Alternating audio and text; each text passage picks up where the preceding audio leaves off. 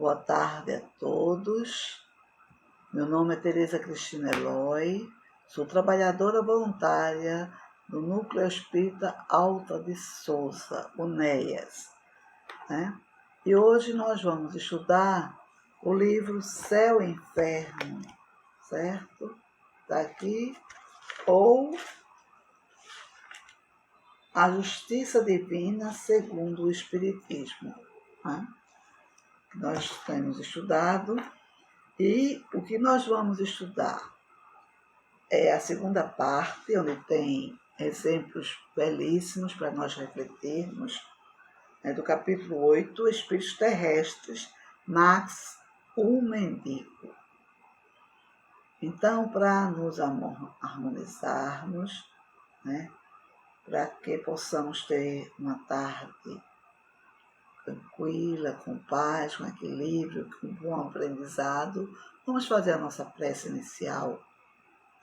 Levemos nosso pensamento ao alto, agradecendo ao Pai Celestial, ao bom amigo maior, nosso irmão Jesus, aos Espíritos de Luzes, a nossa mentora querida Alta de Souza, para que possa nos inspirar e que possamos juntos aprender e levar a todos os ensinamentos do Cristo que nos darão conforto, paz e equilíbrio.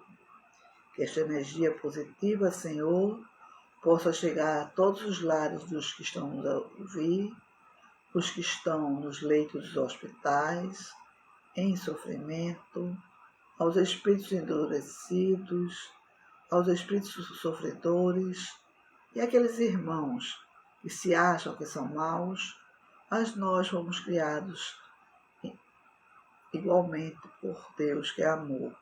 Então, um dia seremos espíritos de amor. Assim seja. Então, vamos começar refletindo em alguns questionamentos, não é? Como é que há de alguém julgar-se a si mesmo? Como podemos nós nos julgarmos, ter a consciência já de julgar os nossos atos? De que necessitamos quando o desânimo nos ameaça? Quando somos ameaçados pelo desânimo, o que é que nós podemos fazer? É possível ao orgulhoso ser humilde? E qual é o maior exemplo de humildade que todos nós conhecemos? Vamos refletir e no decorrer da nossa conversa nós vamos respondendo a essas perguntas que indagamos ao nosso coração e que os Espíritos de Luzes vêm nos esclarecer através dessa doutrina maravilhosa do Cristo, que é o Espiritismo. Então, nós vamos falar, tema das expiações terrestres, de Max, o Mendigo. Então, ele viveu na cidade de Baviera e morou por volta de 1850. Ele era um velho quase centenário, conhecido como Pai Max. Ninguém conhecia direito a sua origem, porque ele não tinha família.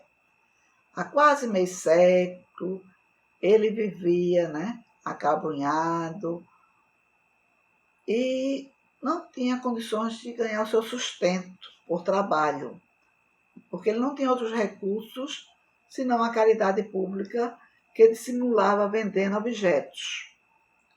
Foi-lhe dada a alcunha de Conde Max. E as crianças sempre passavam por ele, e chamavam ele Senhor Conde, porque ele sorria e nem se melindrava. Mas por que deram esse título a ele? Ninguém podia dizê-lo, Passou a ser hábito das pessoas chamá-lo de Conde Max. Talvez fosse por causa da sua fisionomia e das suas maneiras,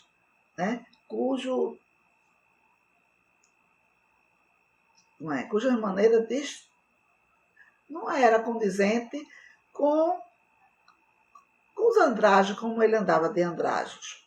Então, vários anos após a sua morte, apareceu em sonho a filha do proprietário de dos castelos, onde ele recebia ele, né, com hospitalidade na estribaria, que recebiam ele na estribaria, porque é um mendigo, né? Não havia domicílio para ele, andava de fazenda em fazenda. Então, ele disse para ela: obrigado a vós por teres lembrados do pobre Max em vossas preces, porque elas foram ouvidas pelo Senhor. Desejais saber quem eu sou, alma caridosa? Que vos interessaste pelo infeliz mendigo? Vou satisfazer-vos. Isso será uma grande instrução para todos. E ele começou a relatar que há 1,5 século mais ou menos, ele era rico e poderoso nesse país que ele vivia agora, mas era muito orgulhoso e enfatuado pela nobreza que ele tinha. A imensa fortuna que serviu apenas aos seus prazeres, e para isso bastava, né? Porque ele era jogador, libertino, e passava a vida nas orgias. Os vassalos, que ele dizia, meus vassalos, ele acreditava que foram criados para o seu uso, como os animais da fazenda, que eram pressionados e maltratados para proverem, né, as orgias dele, os prazeres dele, né? Ele permanecia surdo aos lamentos desses vassalos de todo mundo, todos os infelizes. E, segundo ele, eles deveriam se sentir muito honrados por servir aos seus caprichos.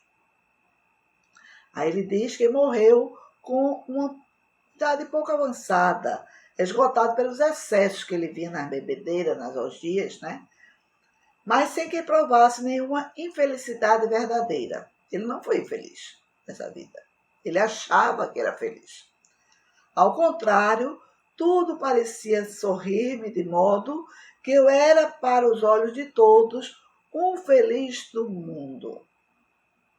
A minha posição valeu-me suntuosos funerais, e os boêmios lamentavam em mim um faustoso senhor.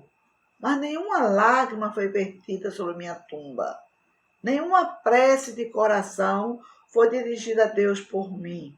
E a minha memória foi amaldiçoada por todos aqueles dos quais aumentara a miséria. Ah, quanto é terrível a maldição dos infelizes que se fez.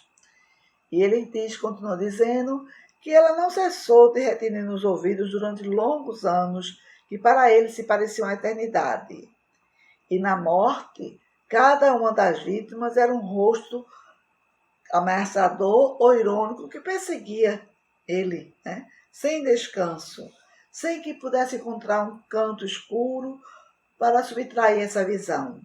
Nenhum olhar amigo, os companheiros de deboche, infelizes como ele, fugiram e até pareciam dizer com desdém, não, agora não podes pagar mais os nossos prazeres, né?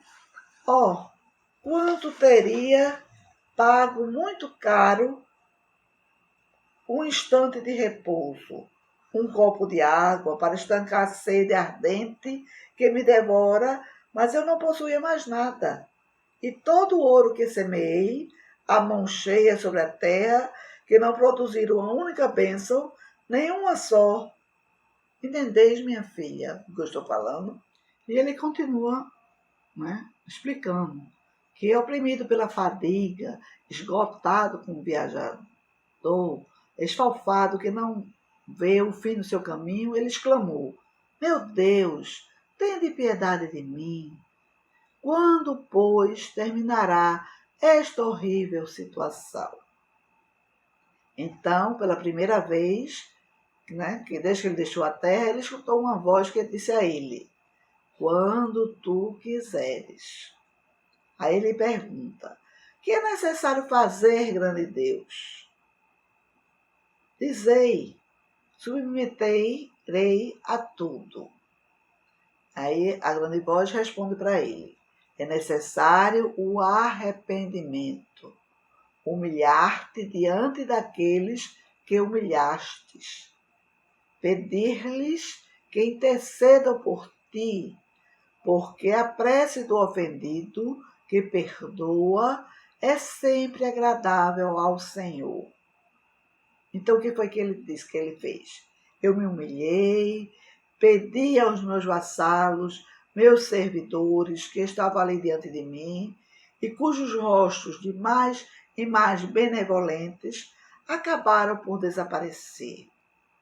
Isso foi então para mim como uma nova vida. A esperança substituiu o desespero e agradeci a Deus com todas as forças de minha alma.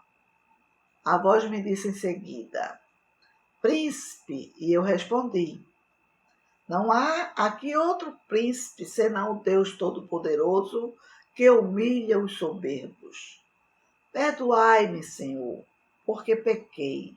Fazei de mim o servidor de 1000 servidores, se tal é a vossa vontade. Ele continua dizendo que alguns anos mais tarde ele nasceu, teve uma nova oportunidade, mas dessa vez ele não nasceu rico. Ele nasceu de uma família pobre, de pobres camponeses, que os pais morreram quando ele era criança, e ele permaneceu só no mundo, sem apoio. Então ele ganhou a vida dele como pôde, ora como operário, ora como empregado da fazenda, mas sempre honestamente, porque dessa vez ele acreditava em Deus, né? Com a idade de 40 anos, ele teve uma doença que ele ficou paralítico de todos os seus membros. E foi necessário mendigar por mais de 50 anos. Vejam, ele viveu mais de 90, né?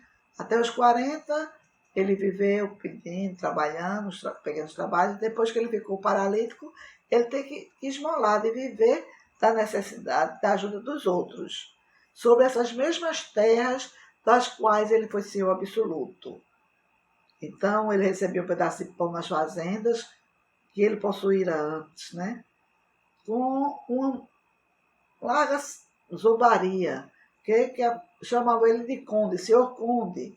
Frequentemente ele era muito feliz por encontrar um abrigo na estribaria do castelo que em outra vida fora dele. E num sonho, né?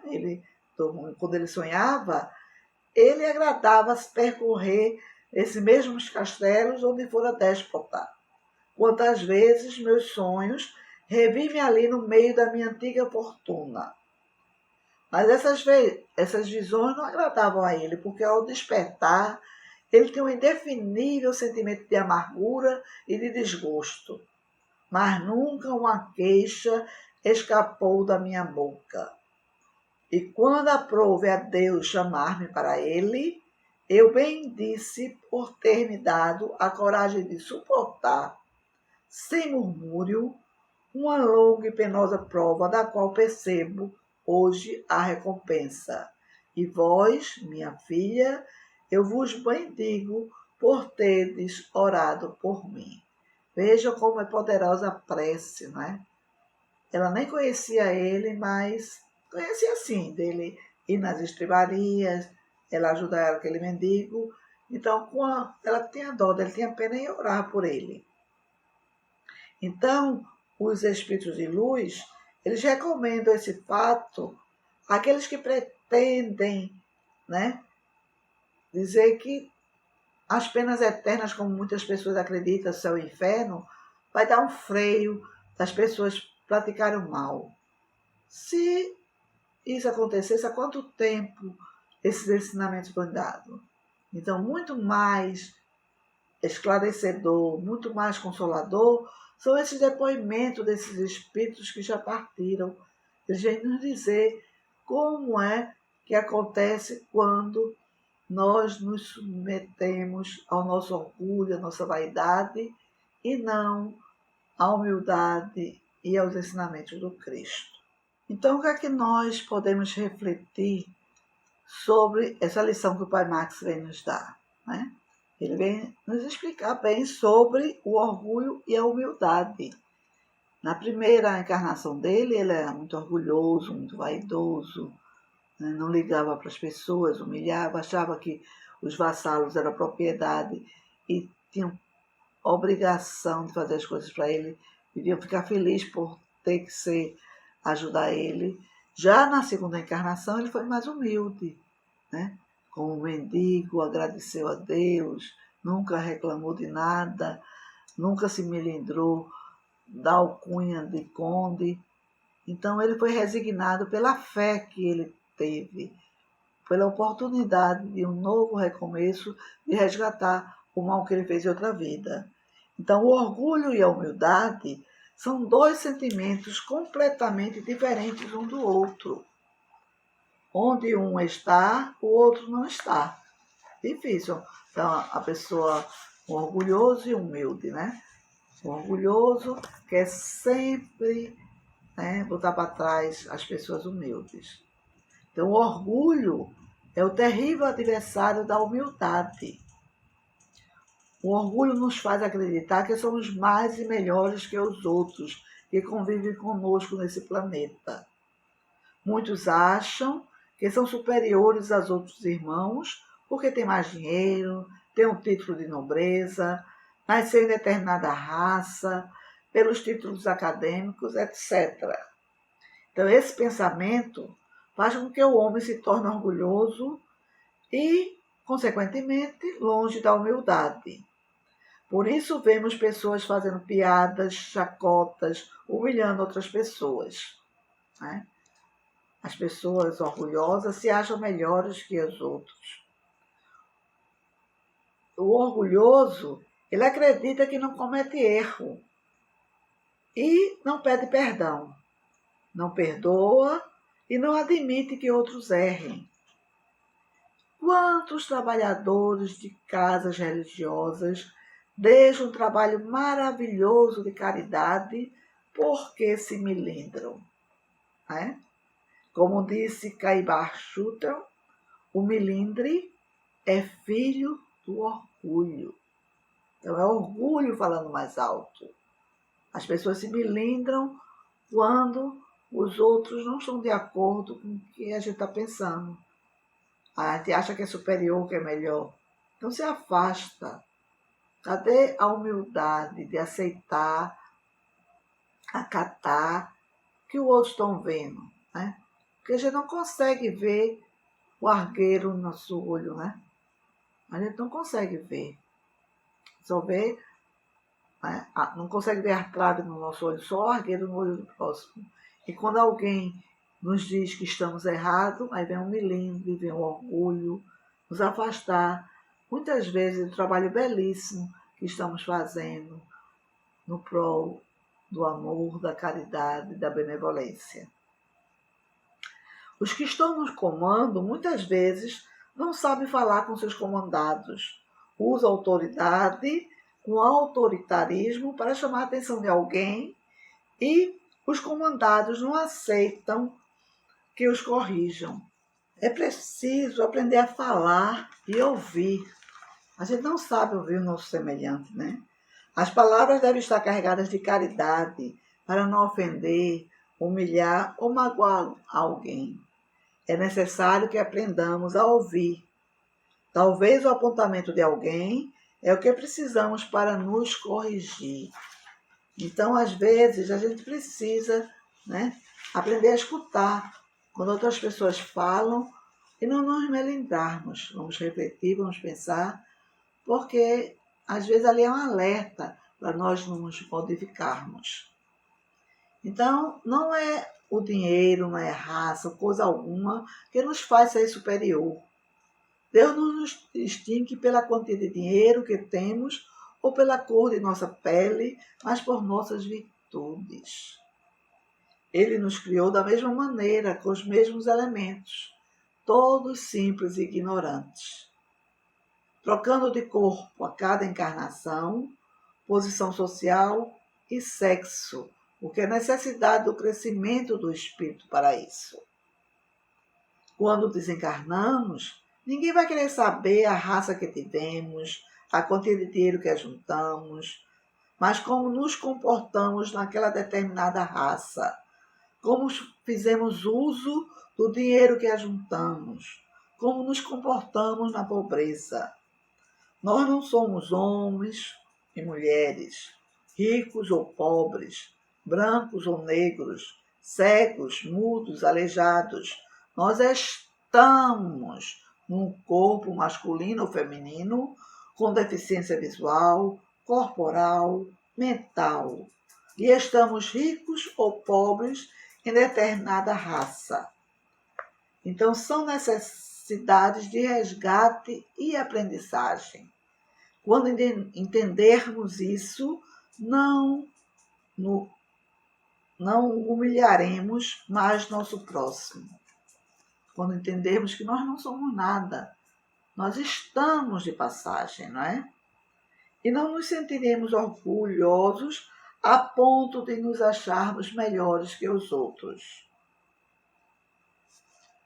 Então, se a gente pegar um rico e um pobre e colocarmos nus sem roupa, não há distinção entre um e outro.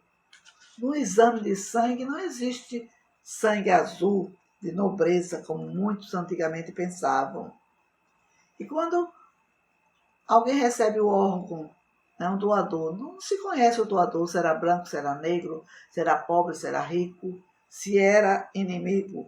Às vezes aquele órgão que se recebe pertencia a alguém que o receptor discriminava. Então vamos refletir sobre isso. Já a humildade nos nivela, mostra que somos irmãos, que devemos nos ajudar mutuamente e nos encaminha ao bem. Sem humildade, não podemos ser caridosos com o nosso próximo, porque a caridade vai além de se dar esmola, é ter caridade nas palavras, nas ações que dirigimos a alguém. Né? O humilde, embora seja inteligente, ele não vai querer humilhar a quem seja menos inteligente que ele, nem fará piadas, né, com outras pessoas, se ele é mais bonito, se ele conhece as coisas, não. O humilde sabe, né, ter caridade com as palavras, com as ações. Enfim, o humilde, apesar de saber que é melhor, né, ele vê todos como irmãos e os respeitam. E o resultado de todos os vícios, até dos simples defeitos, é reconhecer que nenhum haver que não altere mais ou menos o sentimento de caridade. Porque todos têm seu princípio no egoísmo e no orgulho, que eles são a negação.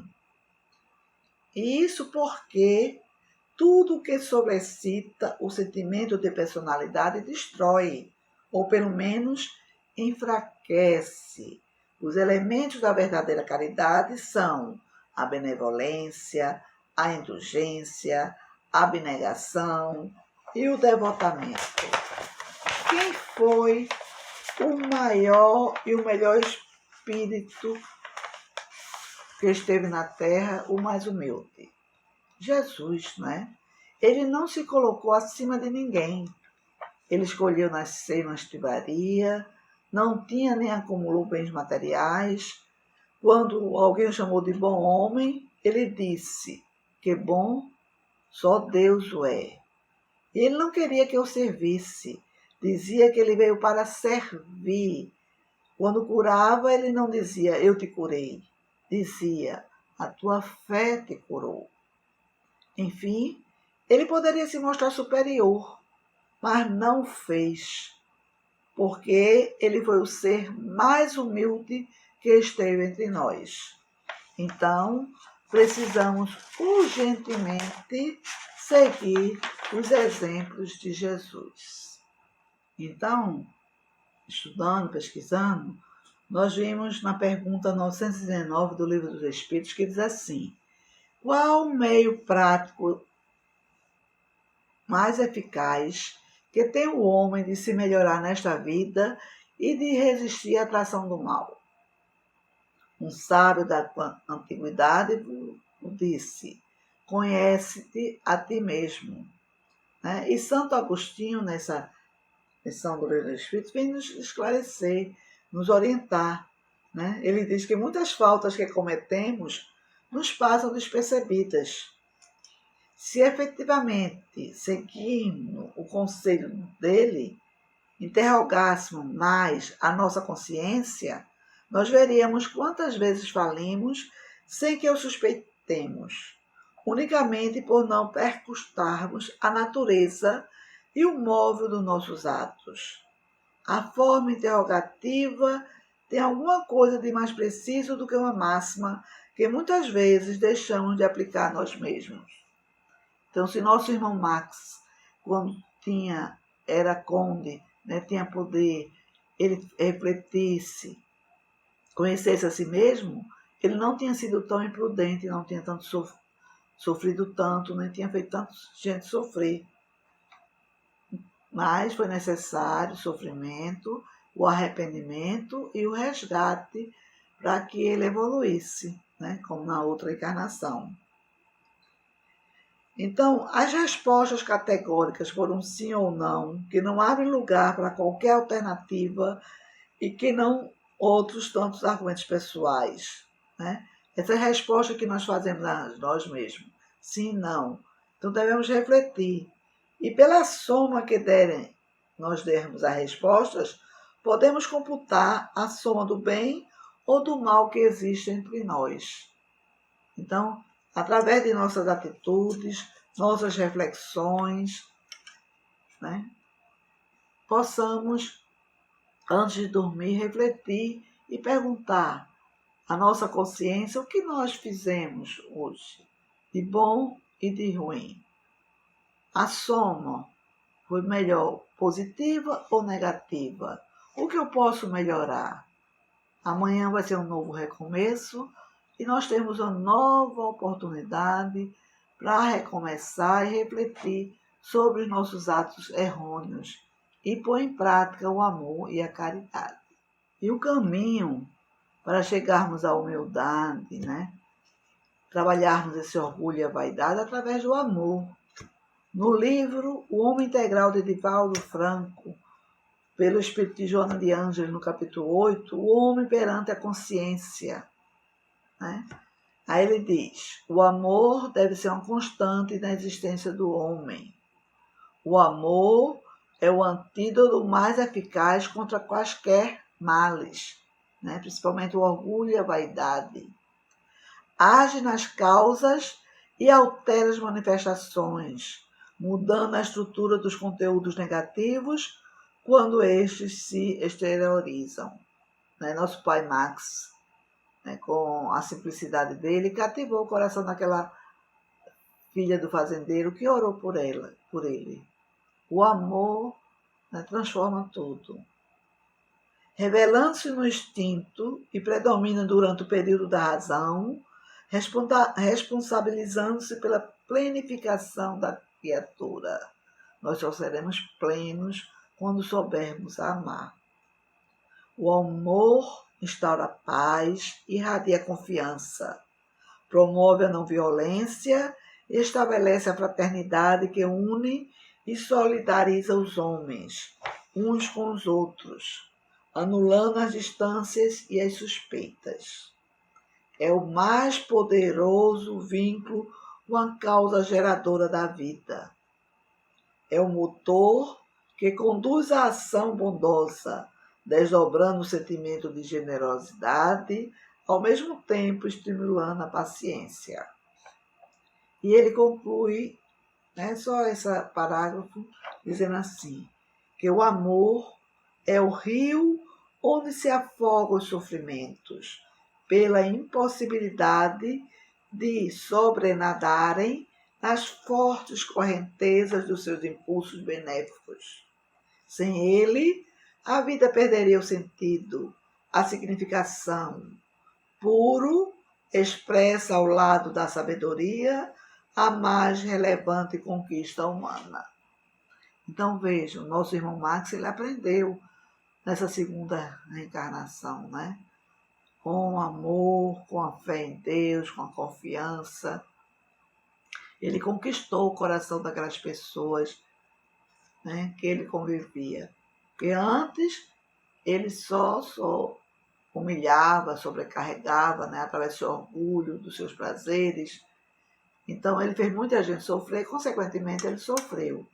E essa reencarnação foi um resgate, Porque nós estamos no plano de provas e expiações. Então ele teve que resgatar conscientemente, não é que ele pediu a Deus uma nova oportunidade de servir a todos aqueles que ele fez sofrer, para que pudesse, né, evoluir espiritualmente. Então vejam, a fé que ele teve em Deus, né, a confiança, o ajudou com paciência, com resignação, a superar todas as dificuldades dessa nova encarnação como mendigo. Então, no livro Iluminação Interior de Divaldo Franco, pelo Espírito Joana de Ângeles, no capítulo 16, Os Milagres da Fé, ele diz assim, que a fé, sobre qualquer aspecto considerada, é a base para as realizações enobrecedoras que desafiam todos os nautas humanos. Propicia coragem para os enfrentamentos ante a certeza de que se encontra bem conduzido nos comportamentos que assume. Robustece a esperança toda vez quando o desânimo ameaça sob justificativas destituídas de fundamento. Promove a alegria de lutar, embora as circunstâncias não lhe apresentem favoráveis. É motivação contínua para o prosseguimento dos labores encetados. Então, nós vimos isso nos sonhos de Max, né? Quando ele sonhava com o passado, aquelas terras que eram dele, que ele era o dono, tudinho, mas só que ele já tinha superado esse orgulho, essa vaidade. E ao despertar, ele tinha um sentimento de amargura e de desgosto, mas nunca se queixou, né, da situação dele, porque ele tinha fé em Deus, ele acreditava, né? A fé dele lhe deu esperança, resignação, dele sofrer aquela prova. Ele viveu mais de 50 anos paralítico, vivendo da mendicância, da esmola dos outros. E ele percebeu, né, que essa prova foi a recompensa da vida dele. Ele recuperou todo o mal que ele tinha causado na outra existência. E no mesmo livro, no capítulo 29, Glória da Imortalidade, de Divaldo, né, ele nos deixa uma mensagem muito bonita, que diz assim, medita a respeito da transitoriedade do carro orgânico, do nosso corpo físico. Nós somos transitórios, não somos eternos, não. Nós estamos de passagem, estamos, né? Então, nós devemos meditar, pensar. E o instante chega para tudo e para todos, né? Que o fluxo de vida se interrompe e o casulo orgânico se desconecta pela morte. Então, nascer, viver, morrer, são termos da mesma equação biológica. E prosseguir vivendo é a fatalidade da criação. Nós surgimos no mundo físico e dele nos apartaremos, pelo impositivo da transformação carnal. Então, a vida é mais poderosa do que a morte, superando-a de forma eloquente e ditosa.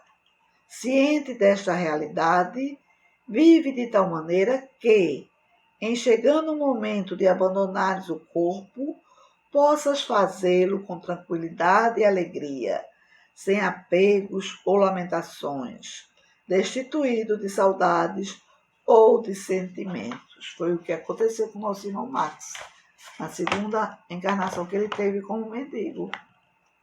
Ele abandonou o corpo físico com tranquilidade, porque ele confiava em Deus e ele tinha resgatado todo o mal que tinha feito. Então não guarde mágoas, não te tornes inimigo de ninguém, mesmo que haja quem te faça adversário. Não é? No caso do mendigo Max, quando ele era rico, ele fez muitos inimigos e levou esses inimigos para o além-túmulo que lhe torturava a mente e o espírito.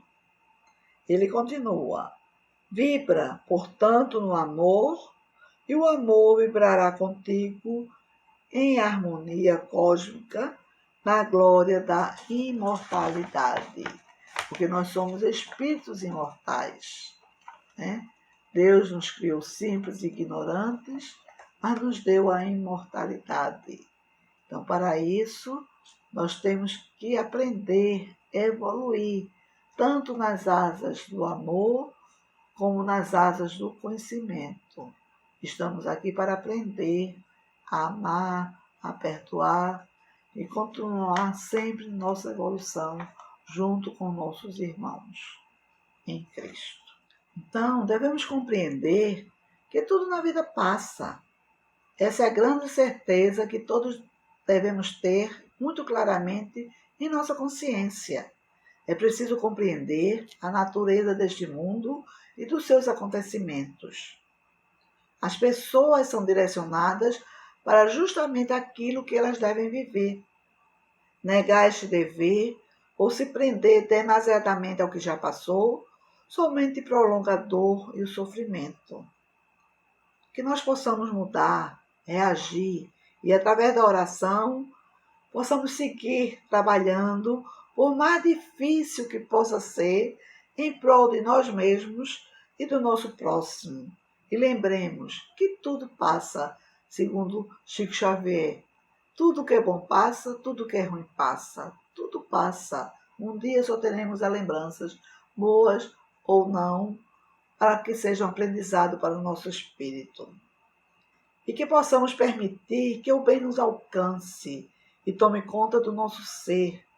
Que nossas ações elas sejam guiadas pela misericórdia divina. Que o nosso espírito seja resiliente e forte para suportar as dores do caminho. Temos a consciência que não estamos sozinhos, que não seguimos sozinhos nessa jornada.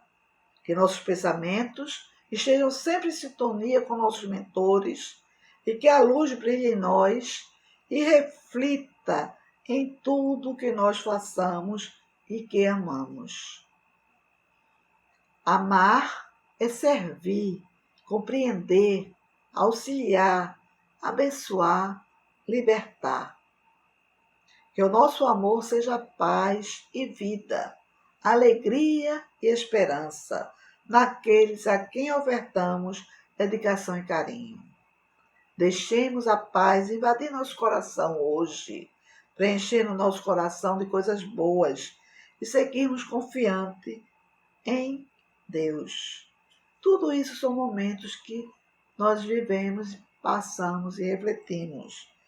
E eu vi um trechinho, uma mensagem do padre Marcelo Rossi sobre momentos, que ele disse que momentos é exatamente isso, que a vida é constituída de momentos. Momentos que temos de passar, sendo bons ou ruins, para o nosso aprendizado. Nunca esquecendo do mais importante. Nada nessa vida é por acaso. Absolutamente nada. Por isso, temos que nos preocupar em fazer a nossa parte da melhor maneira possível. A vida nem sempre segue a nossa vontade, mas ela é perfeita naquilo que tem que ser. Bem coerente as palavras dele. A vida, ela é perfeita naquilo que tem que ser. Nós é que somos imperfeitos. Nós é que ainda com nosso orgulho, a nossa vaidade, destruímos, interpretamos errado as lições que o Pai nos colocou em nosso caminho para a nossa evolução. E que possamos agradecer, por tudo que aprendemos hoje, refletir sobre esses ensinamentos, das reencarnações desse mendigo Maxi. Vamos orar por todos esses irmãos equivocados, através do orgulho, perderam a reencarnação, mas Deus é misericordioso e bom e nos dá novas oportunidades quando nos arrependemos de verdade. Ele sabe o que vai no íntimo de nossa alma, de nosso coração. Então, vamos agradecer.